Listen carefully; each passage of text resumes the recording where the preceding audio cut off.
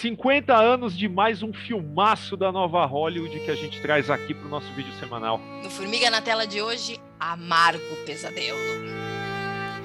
And the Oscar goes to Daniel Fontana.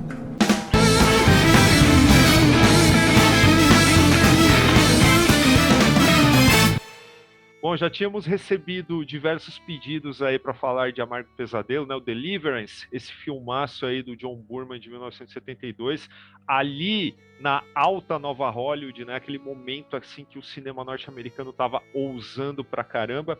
E esse é um filme especial por diversos motivos, né?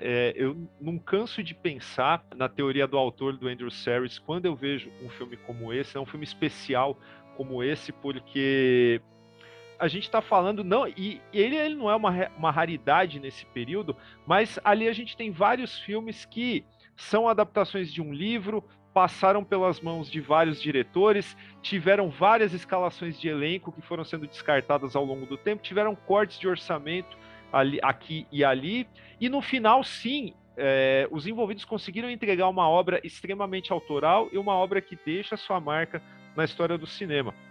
Para quem não sabe, o Amargo Pesadelo, que é baseado no livro do James Dickey, que por sinal também é o roteirista do filme, com alguma colaboração do próprio John Boorman, ele vai contar a história de 4 amigos que a gente não sabe direito, porque o filme não nos dá a informação de qual é a área de atuação deles, né, em que eles trabalham, né, exceto o Bob, né, que é o Ned Beat, que a gente sabe que é vendedor de seguros, mas os outros a gente sabe que são pessoas que, sei lá, trabalham em alguma coisa burocrática, saíram de Atlanta para visitar ali o rio Kahulawasi, que está para ser represado e se tornar um grande lago. Então é a última oportunidade desses caras de descerem o rio ali numa canoagem bem raiz mesmo, né? Aproveitar a natureza, o que ela tem de bom, sabe? Com toda aquela vibe de fim de semana com vida selvagem e tudo mais.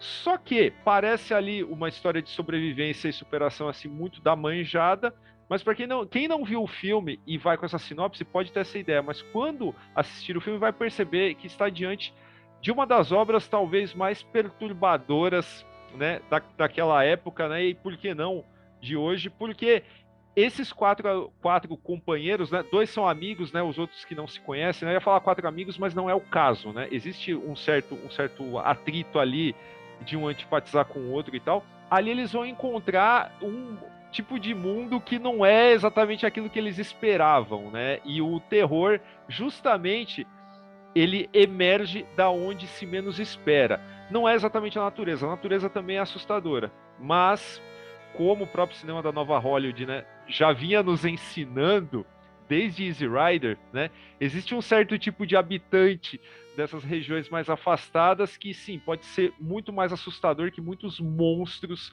sobrenaturais que o cinema já tinha nos apresentado, né?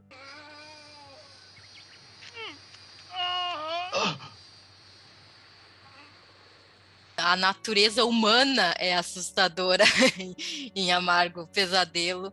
Isso que você falou, Daniel, me fez pensar o seguinte, eu lembro que a primeira vez que eu assisti, algo que me chamou muito a atenção, primeiro, é um elenco essencialmente masculino, né, e o John Boorman é um cara que sabe contar histórias masculinas, a gente não pode negar isso, e isso não é querer dizer que ele ignora as mulheres, não é isso, é que ele sabe muito bem essa dinâmica masculina, né, dos homens, né, o próprio Inferno no Pacífico, ali, se a gente pensar, né, ele sabe lidar com esses personagens masculinos. E o bacana disso, deles não serem 4 amigos, que eu acho que é o grande trunfo do roteiro, eles não serem 4, tipo, não são 4 amigos de infância que se reúnem novamente para ficar um final de semana perto da natureza. Não. São homens que, aparentemente, isso é muito sutil na trama, né? Estão cansados da vida que levam. A gente não entende muito bem se é a família, se é o emprego, se é tudo junto, se são eles com eles mesmos, uma crise pessoal. Mas eles vão para esse lugar com muitas expectativas. E isso fica claro no filme. E eu acho que é isso que capta o espectador, isso que eu acho que mais conquista no filme. Quando eles surgem na tela, que eles estão indo, né, estão se preparando para essa aventura, digamos assim, eles estão muito empolgados. Inclusive, os pequenos problemas, eles meio que ignoram, né? Porque eu quero sair daqui, eu quero... E na verdade, tem uma questão ali meio ecológica, né? O fato deles escolherem um lugar que vai ser represado, né? Então, assim, tipo, é a última oportunidade que temos dessa natureza crua, dessa vivência, né? Desse lugar que tem uma aura. Pelo menos eles, nos diálogos, a gente percebe que o lugar tem uma aura especial para eles, né? Como se eles fossem voltar às suas origens do homem, né? Rústico, assim, para tentar esquecer um pouco a vida entediante que eles parecem levar na sua cidade, né? Na vida cotidiana. Uhum. E o que eu acho mais legal é que é justamente essa empolgação que é rompida com a chegada do horror, do pesadelo dentro do filme. Porque um desavisado, com certeza, e a gente não pode esquecer que esse filme passava nos campeões de bilheteria da Globo, deve ter muito desavisado que chegou nele, assim, é que tá tudo ali, ok, né? Parece até um filme com viés, vamos preservar a natureza, parece até... Tem alguns momentos que a gente pensa, eles vão querer, não vão deixar represar esse negócio, né? E de repente... surgem outras pessoas, e essas pessoas são um retrato do medo, sabe? São um retrato do que há de pior no ser humano. E elas estão ali dispostas a qualquer coisa. E isso rompe... Tipo, eu saí da cidade, da minha vida, que não tá muito legal, para me divertir no meio do mato, e o que eu encontro no meio do mato é tão assustador quanto as piores coisas que a cidade pode me oferecer. E eu acho que é ali que conquista a gente, né? E eu acho que isso é muito... O John Boorman sabe trabalhar muito bem esse suspense, não digo diferente, mas assim, você não vai esperar, não vai ter uma trilha específica. Tanto que, assim, uma das minhas cenas favoritas do filme não tem nenhum diálogo. Não sei se eu posso dar um spoiler já posso botar a sirene do spoiler. Posso? Não, vai lá, são 50 anos, né, pô? Exato, 50 anos. Se você não viu, você perdeu muita coisa, né?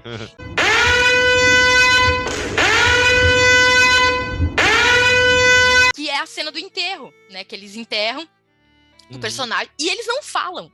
E aquilo é tão angustiante, sabe? Porque nós, espectadores, esperamos que eles meio que... Pelo menos eles troquem uma palavra, tipo, olha, que inferno é isso? O que tá com... Quem são? Onde é que a gente veio parar? Como a gente chegou até aqui? E eles não falam, eles não perguntam nada, eles não choram, eles simplesmente enterram aquela pessoa, ficam botando terra ali como se eles quisessem enterrar aquele momento e sair dali. Como se aquilo talvez fosse um portal para eles voltarem para as vidas entediantes que eles tinham antes, né? Porque ali o negócio já tá lá em cima, né? Eles já viveram muita coisa ruim, né? Então, assim, o trauma já está feito. E eu adoro essa cena porque eu acho que talvez na mão de um diretor não tão habituado com isso, talvez tivesse até um chororô, ou de repente uma trilha meio piegas ali para reforçar o negócio. Só que não precisa. É aquele silêncio que deixa a gente angustiado, é aquele silêncio que coloca a gente a pensar, meu Deus, por que esses caras devem estar muito arrependidos de terem ido para esse lugar? Na minha opinião, ele não é um filme de horror, né, Daniel? Ele não é encaixado no gênero horror. Mas eu acho que ele, talvez pelo ano de lançamento, ele tem uns respiros e uns momentos que flerta muito com o que estava sendo feito dentro do gênero horror naquele momento nos Estados Unidos, sabe?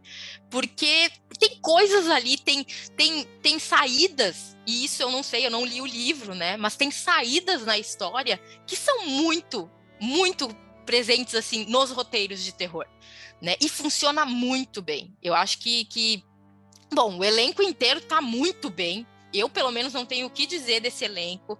Acho que tá muito equilibrado.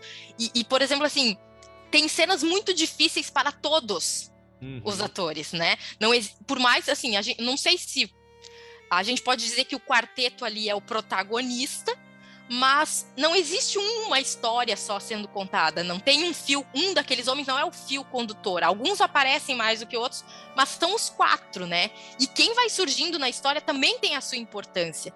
É quase como se a gente tivesse parado em algum ponto daquele mato úmido e muito assustador, observando quem está passando por ali. Parece que o Boorman fez o seguinte, olha, vocês são ótimos atores, eu vou dar um grande momento para cada um de vocês. Porque todos têm um grande momento dentro da história. É um filme que não tem medo de colocar homens em situações nada confortáveis para qualquer pessoa, mas principalmente quando a gente está falando da masculinidade construída pelo cinema americano, né? Por mais que esses caras não sejam, eles são caras comuns, né?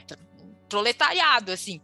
Só que mexe com muitas coisas, sabe? E o Burman equilibra isso, é quase como se ele dissesse, olha, eu tô aqui para incomodar os homens. Eu tô aqui para você, espectador homem, se sentir incomodado, né? Você não é tudo isso que você imagina e certas coisas podem acontecer com você também. Não sei se tu vê desse jeito, mas isso, tanto na revisão quanto lá na primeira vez, já tinha me marcado, assim, dentro da história. Eu acredito que 99% das pessoas que estão vendo esse vídeo sabem, né? Se não viram, sabem que esse filme tem uma cena perturbadora de violação masculina, né?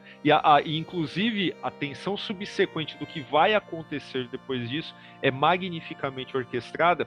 Mas antes de cair nessa história, eu queria falar que a imprevisibilidade a partir deste evento, que é meio que eu acho que não só o ato em si, mas toda a incerteza a partir do momento que aparecem dois personagens ali do nada, né?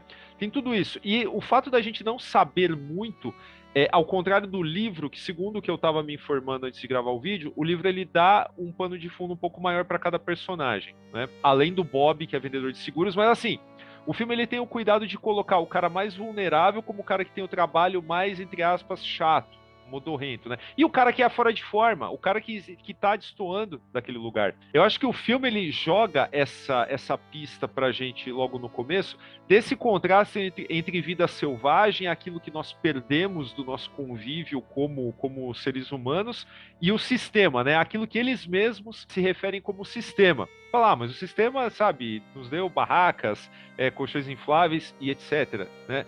Só que dentro de um contexto do sistema, entre aspas, você não corre tanto risco de passar pelo que eles passaram ali naquele momento, né? Então, e o filme ele não vai em nenhum momento falar isso aqui, esse modo de vida é o certo ou esse aqui é o errado. A gente não tá falando que é um filme, sabe, para falar que todo caipira é um violador em potencial, é um cara que é zoófilo, um cara que, sabe, vive, sabe, casamento consanguíneo e tudo mais. Não, porque eu acho que o final do filme ele te dá um acolhimento dos personagens pelas próprias pessoas da localidade, né? Então, ele consegue trabalhar isso muito bem, e eu fico pensando em outro cineasta que foi considerado para dirigir esse filme, que é o Sam Peckinpah. Teria feito um trabalho maravilhoso também, só que como não conseguia, estava interessado inclusive, né? Só que o John Boorman chegou primeiro, e aí o Peckinpah foi fazer o Sob Domínio do Medo, né? E são filmes irmãos de um jeito ou de outro, né? Quando a gente fala assim, pessoas comuns, pessoas de atividades ordinárias, o Burt Reynolds não, né? Vamos deixar isso claro. Ele tem algo a mais, né, que o destaca naqueles caras. E assim, eu diria que o Burt Reynolds nesse filme, ele é o herói de ação da vida real. É um cara que, assim, se você tivesse, sei lá, um assalto no supermercado, você tivesse lá de refém, achasse um cara igual ele, não seria tão absurdo. Porque ele é um cara frio, ele é um cara acostumado, sei lá, a matar um animal, né? A caçar, a matar um animal, sabe? É o cara preparado, né? Não tão preparado para determinados imprevistos, mas é um cara bem preparado. Pensar também que esse papel quase foi do Marlon Brando, né? O papel do Burt Reynolds, assim como o papel do Jon Voight, né? Que faz um contraponto bacana com o Burt Reynolds, porque ele é o cara que ele tem o treinamento, mas ele não tem a frieza, né? Ele é claramente um cara domesticado, né? Talvez pela família, não sei se é esse o discurso do filme, né? O cara tem família, o cara se preocupa com a família e tudo mais. Mas ele é um filme que justamente por conta dessas substituições aí, pô, o Jon Voight era para ter sido o Jack Nicholson, né? E, então, Jack Nicholson e Marlon Brando no mesmo filme ia inflar o orçamento, né? E foram muitos cortes, né, até chegar no produto final. E esses cortes fizeram com que os atores fizeram vários stunts eles mesmos, né? E, inclusive fala que a cena do escalada do do penhasco ali foi o próprio Jon Voight que fez, né? E cara, isso traz um realismo, né? Torna essa história tão palpável para nós. E na comparação com o terror que você tinha falado, eu lembro que quando nós fizemos uma live sobre o Algernon Blackwood, que escreveu Os Salgueiros, eu consigo ver algumas similaridades entre os Salgueiros do Algernon Blackwood e o Amargo Pesadelo. Porque, claro que um é sobrenatural, completamente sobrenatural, o outro não tem nada disso. Mas é justamente, sabe, pessoas desavisadas entrando em um mundo que traz um horror que eles, sabe, estão completamente alheios a isso, né? É um mundo que claramente quer, tipo, botar esses caras para fora, né? Quer espremer esses caras até eles saírem de lá, porque eles não pertencem a esse lugar. E isso já é também indicado no começo. Duelo de Banjo, que é uma cena tão icônica do filme, já mostra que um cara que, sei lá, deve ter, sei lá, bacharelado no mínimo em música e o caramba, o cara é deitado ali no duelo por um menino com deficiência genética. I'm lost. E o mais bacana é que, assim, é esse moleque que é meio que o arauto ali, sabe, o guardião, o limiar do mundo maldito que esses caras vão entrar, porque ele tá em cima da ponte na hora que a água tá tranquila. A água tá tranquila, os caras vão entrar ali, a partir dali começa a desgraça, né? E o moleque prenunciou isso, né? Porra, vocês não são daqui. E a gente tem que também dizer que é muito difícil você pegar um cenário natural como esse, assim, e torná-lo ameaçador, né? Aí é o mérito do mestre, de um cara, assim, que é um dos grandes da fotografia dos anos 70 e além, que é o Vilmo Zsigmond, que tirou a saturação deste verde maravilhoso que esse cenário naturalmente tinha para transformá-lo, de fato, caindo no clichê de falar o título do filme, num Amargo Pesadelo, né? Apesar que Amargo Pesadelo é um puta de um pleonasmo, né? Um pesadelo... né? Eu adoro essa ideia de que o terror vem de onde menos se espera. Então, aqueles dois caipiras, se você mostrar a imagem daqueles dois caras, um frame, enfim, pra alguém, são dois caipiras, dois idiotas, talvez, né? Só que o que eles fazem é absurdo. É assim, ó, nem nos piores pesadelos daqueles homens, eles imaginariam que aqueles caras fariam o que fazem. E eu acho que isso é o grande trunfo, porque quebra esse paradigma, mas daí cria um novo paradigma do cara do interiorano que esconde algo, né? Então, assim, ele parece um ignorante, ele parece um bobo, mas no fundo ele é mais sádico que qualquer outra pessoa, sabe? Aqui, qualquer pessoa, que o psicopata mais calculista, sabe? E eu acho isso muito bacana porque rompe e cria, e isso vai aparecer muito no cinema de horror americano, né? O cara, a casinha do interior que parece acolhedora e que lá dentro tem um louco maluco que vai sair matando você com um facão, né? Então, isso já tava ali.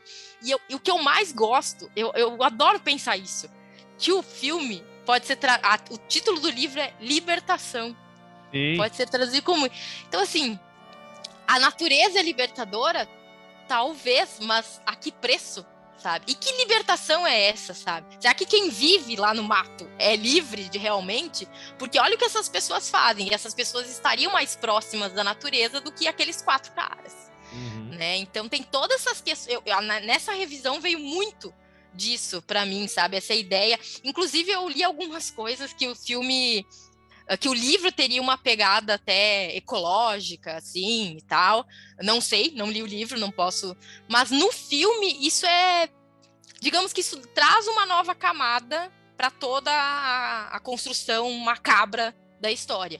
Mas eu gosto de pensar esse filme como a gente nunca deve julgar os lugares pelos que eles aparentam ser. Então, assim, uma floresta... Se você falar em floresta, quase sempre as pessoas assim, ar puro, não sei o quê. Não, todos os lugares têm os seus mistérios, assim como a selva de pedra também tem os seus, a selva ali onde eles estão tem muitos mistérios. E eu não sei se tu concorda comigo, mas eu acho o roteiro fechadinho, ele acaba onde tem que acabar.